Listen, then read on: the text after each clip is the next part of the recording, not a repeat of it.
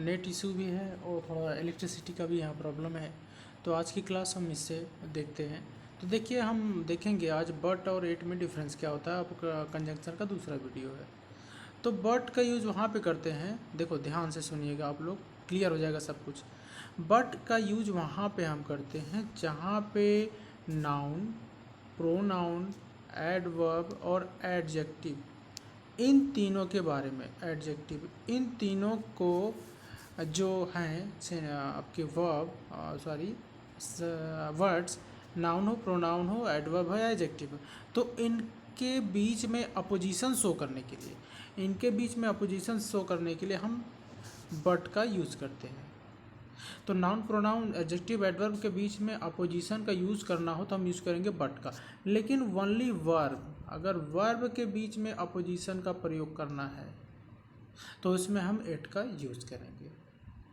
जैसे वह खाना खा पाता है लेकिन पानी नहीं पीता पाता है, ठीक है, तो ये तो अलग सी चीज़ हो गई, ठीक है। तो इसमें एट का ही यूज़ करेंगे। लेकिन बट का यूज़ हम हमेशा करेंगे जब दो नाउन हो। जैसे Ram is dancer but Sita is a singer. Ram, दो नाउन के बीच में है डिफरेंस कि राम क्या है, आपका डांसर है, अरे डांसर है, लेकिन सीता सिंगर है। दो नाउन के बीच में आपका अपोजिशन कर रहा है। तो पहला वाला गलत हो जाएगा कि Ram is dancer at Sita is singer, ये तो गलत हो जाएगा आपका। यहाँ देखो एट में कि हंस he earns much at does not spend. तो अर्न यहाँ पे क्या है, वर्ब है। स्पेंड क्या यहाँ पे और वर्ब है। तो वर्ब, दो वर्ब के बीच में जो कमाता है ज़्यादा लेकिन खर्च नहीं करता है, तो आपका कमाता है और स्पेंड, खर्च करना, दोनों के वर्ब के बीच में अपोजिशन है, इसलिए यहाँ पे एट का यूज सही होगा। और पहला वाला गलत होगा, ही earns much it but not spend, ये तो क्या हो जाएगा आपका रॉन्ग हो जाएगा। आगे चलते हैं।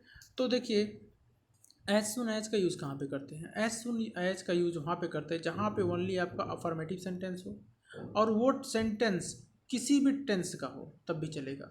और हमेशा इसके आगे मतलब आगे आने वाला जो सेंटेंस रहेगा हमेशा अफर्मेटिव में रहेगा। फिर से सुन लीजिए कि आपका एज सुन एज हमेशा पॉजिटिव एक्शन यूज होगा, हमेशा किसी भी टाइप के टेंस में यूज होगा, ठीक है।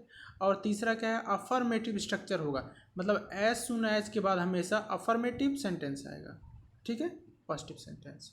कुल मिला जुला के ये अफर्मेटिव सेंटेंस की तरह यूज होता है। इसके बाद देखिए ध्यान रहे कि एज सुन एज के कंडीशन के साथ देन और देन का यूज़ नहीं करते। मतलब एज सुन एज जहाँ पे आ जाए कंडीशनल सेंटेंस में, वहाँ पे ना तो देन का यूज़ करेंगे और ना ही देन का यूज़ करेंगे, तो ये भी ध्यान रखिएगा। जैसे आगे एग्जांपल है, as soon as I reach there then, देखो पहले ही गलत आ गया। तो एज सुन एज के बाद हम देन का यूज नहीं करेंगे, देन गलत है, तो सही क्या होगा, देन को हटा दो, क्या सही होगा, as soon as I reach there they called me on the stage. अब देखो जैसे एज सुन एज था वैसे ही आगे आने वाला आपका जो कंजंक्शन है वो नो सुनर देन है। तो देखो नो सुनर देन किस तरह से होता है, ठीक है, नो सुनर देन। अब देखो नो सुनर देन किस तरह से होता है। नो सुनर देन हमेशा निगेटिव सेंस में यूज होता है और ये ओनली पास्ट टेंस में यूज होता है। ध्यान रखो एज सुन एज तो सारे सेंटेंस में यूज होता है, सारे टेंस में, लेकिन इट, अब जो no sooner than only past में यूज होगा। और इसके आगे आने वाला जो सेंटेंस होगा वो हमेशा क्वेश्चन वर्ड जैसा होगा, क्वेश्चनिंग सेंटेंस होगा। मतलब नो सुनर देन के बाद आपका हमेशा क्वेश्चन वर्ड आएगा या आपका क्वेश्चनिंग स्ट्रक्चर होगा। उसके आगे वाला जो सेंटेंस होगा वो हमेशा क्या रहेगा, क्वेश्चन वाला, ठीक है। तो नो सुनर के बाद हमेशा ये भी ध्यान रखना, नो सुनर के बाद हमेशा देन आता है। जैसे एज सुन के बाद हमेशा एज आता है, उसी तरह से नो सुनर देन के बाद हमेशा क्या आता है, नो सुनर के बाद हमेशा देन आता है। जैसे आगे कुछ नोट वाली पॉइंट है, ध्यान रहे कि कंडीशन के लिए देन का प्रयोग किया जाता है। यहाँ पे नो सुनर देन के बाद देन का यूज हम कर सकते हैं। No sooner I reached there then they called me on the stage, सही क्या होगा, no sooner did I reached. देखो अब यहाँ पे हमेशा पास्ट टेंस होगा, तो यहाँ पे नो सुनर के बाद क्या आएगा, डिड आएगा, ठीक है, डिड यूज हो गया। Reach there then they called me on the stage, तो ये सेंटेंस आपका क्या हो गया, ये सेंटेंस आपका सही हो गया, ठीक है। आगे देखते हैं, आगे क्या है इफ़ और वेदर। इफ़ और वेदर में किस तरह का आपका डिफरेंस होगा, ठीक है, इफ़ और वेदर देखते हैं। देखने में तो दोनों एक जैसे ही होते हैं, लेकिन डिफरेंस कुछ होता है कि इफ़ और वेदर। देखो, इफ़ का मतलब यदि, और वेदर का मतलब यदि वो चाहे। तो देखो, as conjunction it comes to arise question को पुट करने के लिए इफ़ का यूज़ करते हैं। As a conjunction it also comes to arise question. तो इफ़ और वेदर दोनों का ही यूज जो होता है वो क्वेश्चन पूछने के लिए होता है, वो दोनों ही क्वेश्चन पूछने के लिए। It arises doubtful question. अब ये क्या करता है, डाउटफुल क्वेश्चन के बारे में, इफ़ डाउटफुल क्वेश्चन के बारे में बताता है। और whether it can be use for any kind of question. तो किसी भी टाइप के क्वेश्चन पूछने के लिए हम इफ़ वेदर का यूज़ करते हैं, लेकिन इफ़ का यूज ओनली तभी करते हैं जब इसमें कोई डाउट हो।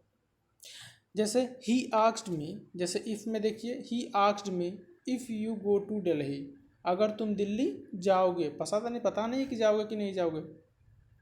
लेकिन वेदर में देखिए, he asked me whether I do this work, मतलब यह काम मैं कहाँ करता था। तो ये तो फैक्ट है आपका, तो वेदर वहाँ पे यूज होगा। ठीक, देखिए आगे क्या है।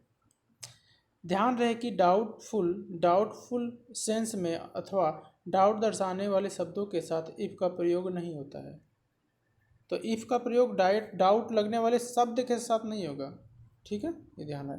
जैसे I can't say, I can't confirm, I have doubt, I am in dilemma, तो इनके साथ कभी भी इफ़ का यूज़ नहीं होगा। ठीक है, आगे है कि ध्यान रहे कि दुविधाजनक बातों में वेदर का प्रयोग आता है, इफ़ का नहीं।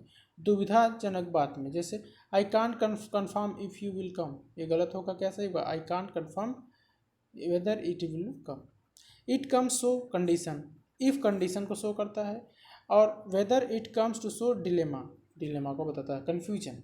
कंडीशन को बताने वाला इफ़, और डिलेमा कन्फ्यूजन को बताने वाला इफ वेदर। जैसे if he comes you will go, अगर वो आएगा तो तुम चले जाना, कंडीशन।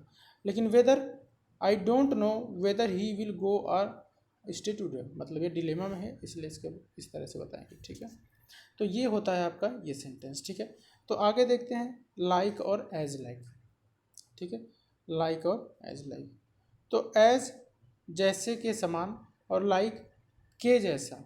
देखिए, एज मतलब जैसे के समान, ठीक है, जैसे के समान, ये एज मतलब क्या होगा, जैसे के समान। ये है आपका सेंटेंस, जैसे के समान। और लाइक का के जैसा, लाइक मतलब के जैसा। जैसे एज का क्या शो करता है, it comes to show semblance connection. और लाइक आपका ये जो है आगे, like it also comes to show semblance connection. एज के बाद हमेशा सब्जेक्टिव केस आता है, और लाइक के बाद हमेशा ऑब्जेक्टिव। तो एज के बाद हमेशा सब्जेक्टिव केस आएगा, जो एज है, एज के बाद हमेशा सब्जेक्टिव केस आएगा, जैसे ही, सी, इट। और एज के बाद हमेशा ऑब्जेक्टिव, जैसे ही का क्या होगा, हिम होगा। सी का क्या होगा, हर होगा। दे का क्या होगा, देम होगा। तो इस टाइप का सेंटेंस जो होता है, लाइक के बाद आता है ऑब्जेक्टिव केस। और as subjective case plus verb, as के बाद सब्जेक्टिव प्लस वर्ब होता है, और लाइक के बाद objective plus plus verb. As like can be used, he is singing as like me, like as can't be used. तो ये सब चीज़ें एज लाइक, तो ध्यान रखो, एज लाइक या एज का यूज हम कहाँ करते हैं, सिम्बलेस कनेक्शन दोनों का ही यूज़ करते हैं।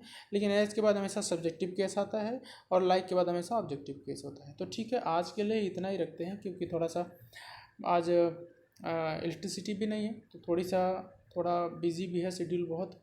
तो आज इस तरह से आप लोग कंजंक्शन कर लीजिए। बाकी नेक्स्ट क्लास में हम लोग बोर्ड पे पढ़ेंगे। आज के लिए इतना ही, थैंक यू क्लास। ठीक है, वैसे आप लोग देखते रहिए, जितने भी वीडियो मैंने बनाया और जितने भी वीडियो मैं इंग्लिश का बनाया हूँ कम्युनिकेशन स्किल का, वो भी आप लोग जब देखेंगे नहीं तब तक आगे समझ में नहीं आएगा। तो इसलिए वो भी वीडियो आप लोग देखते रहा करिए। देखिए, अब इस तरह से मैं बताया हूँ भले, लेकिन ये नोट्स आपका बहुत प्रॉपर बना हुआ है, तो जितने अच्छे से आप लोग करना चाहोगे आप लोग पढ़ सकते हो, यहीं तैयारी कर सकते हो। तो चलिए ठीक है, आज के लिए इतना रखते हैं। ठीक है, बाकी थैंक यू क्लास।